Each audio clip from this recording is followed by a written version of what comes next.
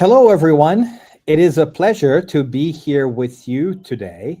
We are very excited to have friends come be with us. And so we have a special presentation today by our friend Luiz Lima. We're trying something new, so we thank you for your patience and for your understanding. And we hope that you enjoy this opportunity to spend a couple of minutes talking to our friend who generally is in Florida, but I think nowadays he's splitting his time between the United States and Portugal. Before we start, we are going to do a little prayer, which is our practice here, just to get ourselves harmonized and into the swing of things, so to say. Then we'll come back, we'll bring Luis on, and we'll introduce him before we get going, okay? So thank you very much for your patience as we try this, and here we go. Just give us a quick second as we get our equipment figured out. Hold on a second.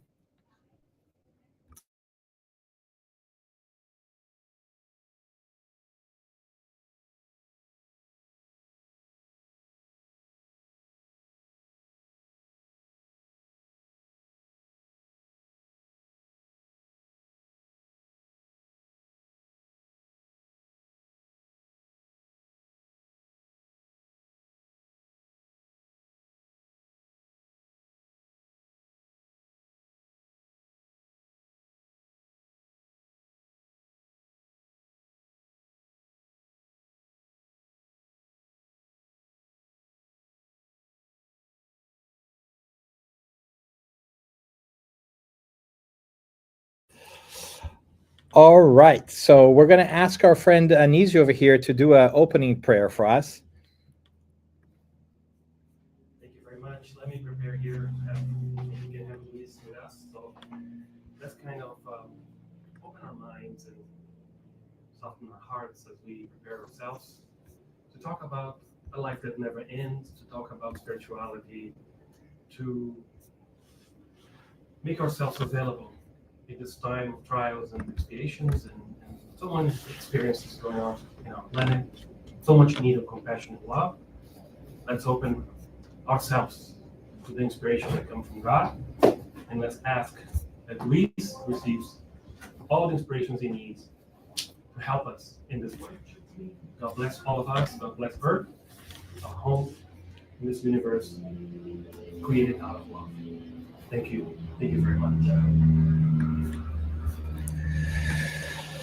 All right, so thanks everyone for sticking with us. We are very excited to have Luis here with us. If you do not know Luis, he's a friend of ours, and you might have heard about him. He was born and raised in Rio, in Brazil. And in 1990, Luis moved to the United States, where he began his journey in Spiritism. Due to his vast knowledge in science, he became one of the most requested facilitators of Spiritism in both languages, Portuguese and, of course, English. Mr. Lima is a renowned lecturer in the Spiritist movement and participates in local and national seminars in events all year round. But more importantly, we're very excited to be able to call him a friend. And so we are thrilled to have you here with us today. Thanks so very much for being with us, Luis. Well, thanks so very much for the invitation. It's great to be here. It's one of these opportunities we never let go. We don't let it just go. We use the opportunity to disseminate Spiritism, which is good for everybody, including ourselves. Yes, and with that, then we are just going to pass it on to you and let you do your thing. Thanks for being with us. Okay, thanks so much. So let's, today we're going to talk about this topic here, the three revelations. It's a topic that basically focuses on putting things into context.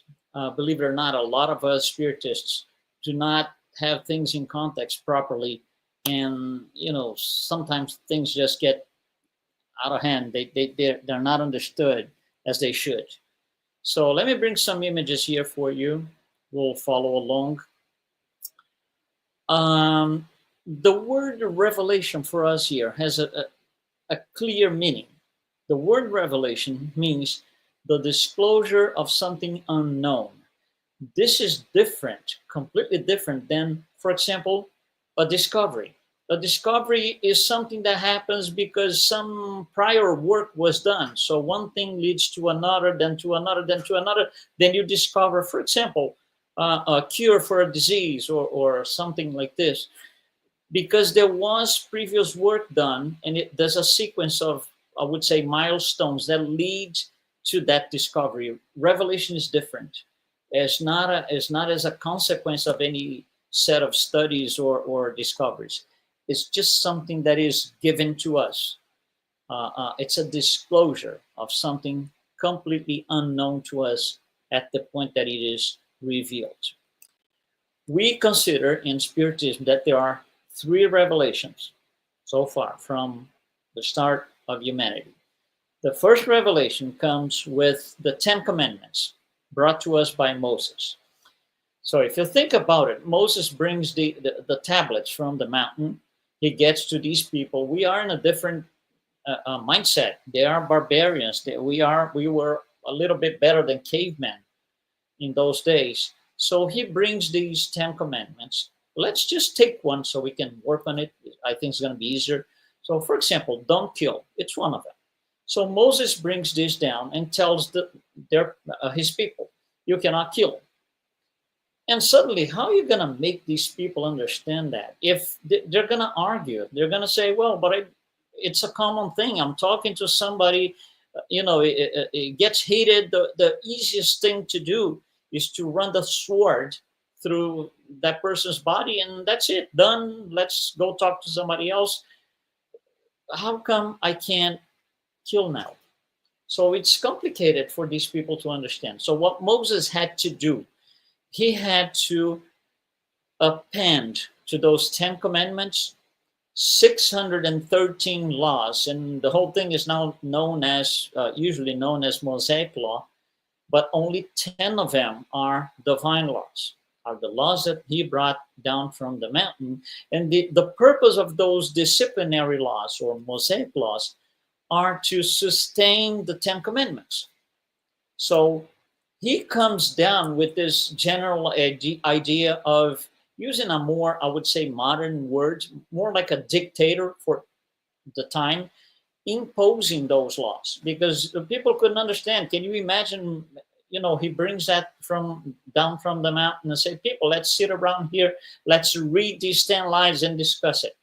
It wouldn't work. So he comes as this, with this tone of imposition. The second revelation takes place when Jesus comes, incarnates. The second revelation has a different tone. It's no longer imposition, because they had been living under that imposition, supposedly to learn, for 1,200, 1,300 years. And then Jesus comes with a different tone. You're never going to hear Jesus imposing anything on anybody. He comes as this great counselor, this great friend who's going to provide some counseling. You're going to hear Jesus saying, for example, the adulterous woman, if I were you, I wouldn't do this again. There's no condemnation, nothing like this. He's acting as a counselor. And the third revelation comes with Spiritism, that we are representing here with the figure of the one who brought to us as a codifier, Allan Kardec. And the third revelation, 1857, has a different tone. It's no longer imposition, and it's no longer counseling. For example, let's go back to the first thing. Don't kill. So don't kill, it's an imposition. You can't, not anymore. As a counselor, you would say something like this, and that's what Jesus did. If I were you, I wouldn't kill. But it's not really clear as you could, why not? So the third revelation comes as that explanation. That's the word that ties well into the third revelation. So if I tell you don't kill, or if I tell you not to do something, it's more likely that you are going to follow that if you know why, if you have an explanation, a clear explanation of why that is happening. So don't kill. If I were you, I wouldn't kill. And now you're going to understand why not, and it's going to make a lot more sense. So the third revelation, which is, I would say, a third layer of knowledge. So we have layer number one with Moses, layer number two, second revelation, Jesus, third layer, Spiritism, which explains everything. And how this whole thing got together is interesting to understand, because it gives us even more elements to completely understand and put things into context. So let's do a revisit history here for a little bit. By the year 63 BC, the Romans had conquered a lot of land. The empire was really, going well in terms of progress, conquering lands. And by the year 63, two of the peoples that were now under the Roman Empire were the Greeks and the Hebrews. And there's a tremendous difference between these two cultures. The Greeks bring with them, when they go under the Roman control, they bring their culture with them. And their culture is based on philosophy. The great philosophers of history, from Socrates and how so many others, that's what the Greeks were focused on. Philosophy, thinking, asking questions, all of those. The Hebrews, on the other hand, did not bring philosophy as part of their culture. They brought theology. Theology means we are fully dependable and on God. God, snap the fingers and this happens. That God's not snap the fingers again, this other thing happens. So it's a different mindset. So these two cultures now are under the same control, the Roman Empire. So after 63 BC, those two things prevail, all of them, they stay, they don't die. However, the Roman Empire adds a third line of thought, which is paganism. So now we have three things mixed up within the same empire, within the same vast piece of land, a mountain of land, which is philosophy, paganism, and theology. And then Jesus comes along.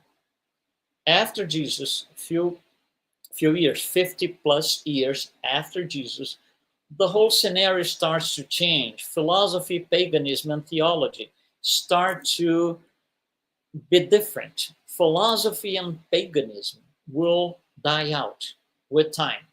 Philosophy dies out right off the bat. Paganism dies out about 300 years after Jesus.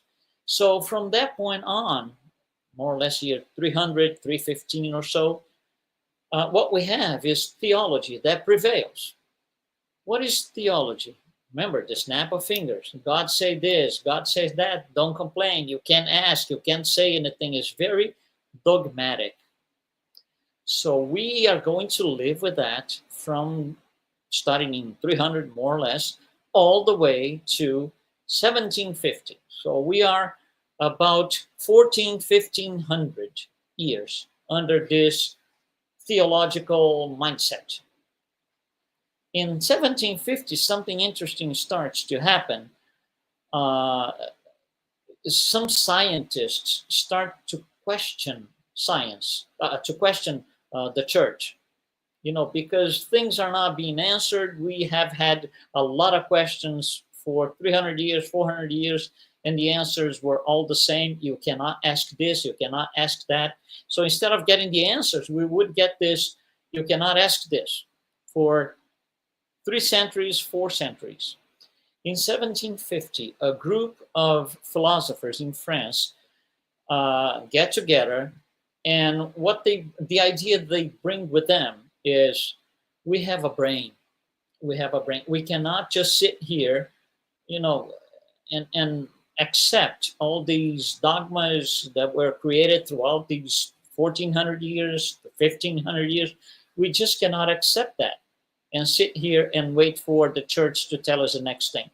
We have brains, we have to think, we have to ask questions, we have to, that's what's gonna take us up to the next level.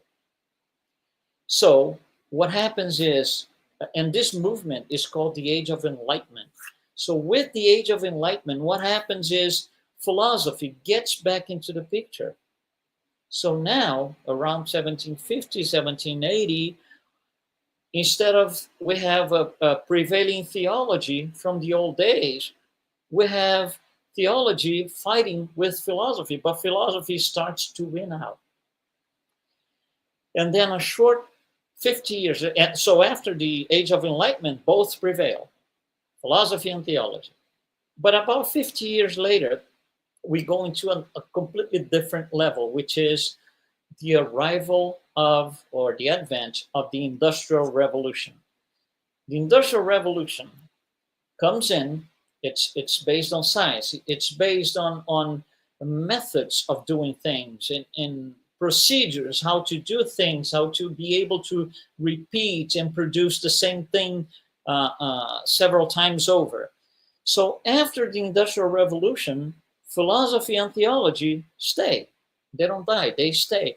However, another thing is added here, another element, which is the science, the methodology of doing things. So we end up, after the Industrial Revolution in 1800, remember, Spiritism is 1857. So in 1800, we have philosophy, science, and theology. By then, theology is understood slightly different than its original days from the Hebrews, 1800 years ago or even more. Theology now relates to our behavior based on the laws of God, which brings our morality that we call now religion. So we end up, after the Industrial Revolution, we end up with philosophy, science, and religion. That's interesting. These three words, they mean a lot to us in Spiritism. And that's how we got to these things. So how is Spiritism set up around these things? You see, Spiritism could not be born as it was before the Industrial Revolution, because science wouldn't be part of it. It could not have been born before Jesus, because the morality, religion wouldn't be there. So we end up with these three things. And Spiritism addresses each one of these three things very clearly. Our philosophy book is the Spirit's book. What is philosophy? It's ask questions and get answers. You know, I ask you something, you give me an answer, you're going to get from me a question number 2. You give me your answer number 2, you're going to get a question number 3, and so forth. That's why when Allan Kardec wrote the Spirit's book, he couldn't have just written a book with several paragraphs and chapters. He didn't do that. He gave us what we needed. We were asking questions for centuries. So he gave us a book of questions and answers. That's why it's so easy to understand the Spirit's book, because it's relatable. So he gave us a book in its first edition of 501 questions and answers. Second edition plus 1019 questions and answers. That's our philosophy book. And where does it come from? The information in the Spirit's book, where is it coming from? It's coming from the spirit world. That's a revelation in itself, because it's not consequence of anything that we found this, then we found that, then we found that. Oh, here's a discovery. It's not a discovery. It's a revelation. It doesn't relate to anything that we knew prior to that day, that time. What is, in order for this to function, Allan Kardec uses a second leg, which is science. What is the Spiritist book related to science? Remember, we're not talking about the book that talks about science, the book that uses the scientific methodology. That's the medium's book. So it's based on scientific methodology. It looks into the methods that worked and made the Industrial Revolution be so successful, because, you know, you do things in a certain way that is reasonable. And what is our book of religion that we are going to, relate ourselves to God and to morality? It's the gospel according to Spiritism.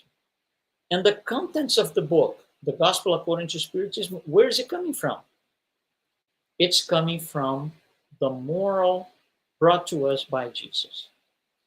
So these three things, as we see here down on the screen, that's what that's the context of how Spiritism was set up and how it came about, which I think it's important for us to say the minimum, revisit. For those who know, revisit. For those who don't know, that explains a lot. So from here on, it would be nice, once I'm bringing all of these things, it would be nice if we were able to get these three guys, these three people. Who are they? Moses, Jesus, and Allan Kardec responding for Spiritism. If we can get these three guys out here for an interview, that would be the bomb. Well, why not? Why can't we do this? Bring them for an interview. And we're going to make some questions and see what the answers are. And that's what I want you to pay attention to. The difference in the levels of each answer by each one of those three men. So here's an interview. For example, question number 1. Whom are the laws that you guys brought to us? Whom are these laws for? Moses, well, for the Hebrews. Jesus, for everyone. Spiritism, for the entire creation. You can see the different dimension of the answers here, the different, how much more Spiritism engulfs. Here's a second question. How long are these laws valid for? Moses, for life, until you die. When you die, that's it. Jesus, forever. Allan Kardec, for Spiritism, they are eternal. So you see the difference. For life until death, it's very limited. It's very limited in time. Forever, to say the least, means from now on, and it will never die. But it starts now. And Spiritism's answer, they are eternal. They already existed before us. So you see the different layers, how they answer things differently. And that's what we were saying at the beginning. Spiritism comes to explain all these things. Third question. What do these laws demonstrate? When you brought to us, each one of you, what do they demonstrate? Moses, absolutism and force. That's what it is. Jesus, counseling. Spiritism, expansibility and liberation. Because when you know things, when you have the explanation for the things you should do or not do, that gives you freedom to act correctly without being like, should I do this? Should I not? I'm not sure. No, it's very clear from Spiritism. So it gives us this sense of expansibility and liberation. And here's the next question, number 4. What ideas do these laws express? General idea. Moses, force and fear. The God-fearing that we use, the expression that we use, force and fear. Jesus, what ideas do these laws express? Jesus, faith and love. Spiritism, faith and love, yes. However, faith with reason. And love, more than that, unconditional love. So look at the difference between the Spiritist answer and Moses' answer for this particular question. It's incredible. It seems like you're making a different question altogether. Let's go for the next one, number 5. What attitude should we have before these laws? That's an interesting one. Moses, submission and obedience. Jesus, we should take action. Do something. By the way, he came here, he incarnated among us, not to tell us what to do, but to show us how to do. He was the action itself. He showed us how to do this instead of just saying, you do it. I'm here to say you do it. No, I'm here to show you how this thing is done. And Spiritism. So the question is, what attitude should we have before these laws? Spiritism. Action, yes. However, with responsibility. Because if you don't do this with responsibility, there will be consequences, and they're not going to be very nice.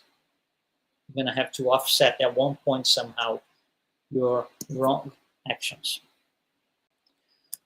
Question number 6. How should we interpret these revelations? Not the laws themselves, but the arrival of these things. How should we interpret these revelations? Moses, what do you mean? These are the laws of God. That's the answer for that time. These are laws of God. What do you mean? Interpret what? Jesus, this is how we practice. He's a hands-on guy. This is how we practice the law of God. I'm here to practice with you so you can see and do the same. So it's about practicing. And how should we interpret these revelations? Spiritist answer. How we should comprehend the law of God. Comprehend. So we practice, but we know why. Just don't tell me, don't tell me just to do this. Tell me to do and explain why. It makes more sense. I'm more likely to follow that if I know why, instead of just, receiving a command. And here's a question number 7. If you had to put a name to these laws, how would you name these laws? So Moses, this is a law of justice. Here it is, the 10 Commandments, law of justice. Jesus, the law of love. And Spiritism, it's a little more than that. It's the law of justice, love, and charity. And that's all in one. We don't have a word for that. So we have to use 3 words to describe what it means. So it's above justice because it's more than that. It's above love because it's more than that. So just looking at this, you can see that the difference in these 3 layers. And let's do like a last question. Where are these laws written? Moses, they were carved in stone. That's the answer for Moses. Jesus, they are written in our hearts. Spiritism, they are written in our conscience. Look at the difference between the Spiritist answer and Moses.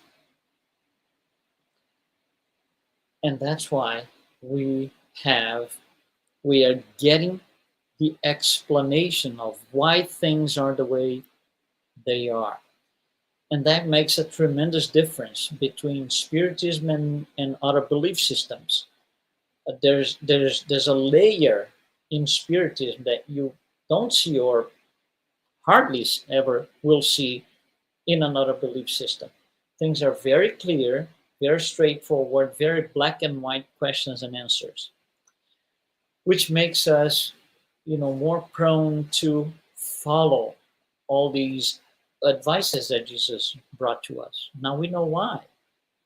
If he can say, or he would say, if I were you, I wouldn't do this. But Spiritism is explaining exactly why. And then still, it's free will, still our decision to do or not. But I think what's important is to, at least that was the idea today, to bring this to all of you, to see this difference and how much a grand Spiritism is in terms of a belief system. So thank you very much. We'll be here for questions, answers, and comments, suggestions. I'll be around for a little bit. Thank you very much. Thank you, Luiz. That is really great of you to take the time to share with us that incredible perspective. Let me ask here, folks on the ground have any questions or any comments? I think it was very clearly put. So we may not have questions, but let's give folks another 10 seconds or so, and also online, just because, silence generally gets us a couple of questions. So let's see if there are any questions. Anybody want to say or anything else? About the revelations, right? When he listed the revelations, right? He put Moses and Jesus. But I think it's worth maybe his comment about, because this relations probably came in multiple places, right? It was a work of spirituality happening throughout other places in humanity. But what we have today were the places where those things solidified a little bit better. Does that make sense? Yeah. And you see, the idea that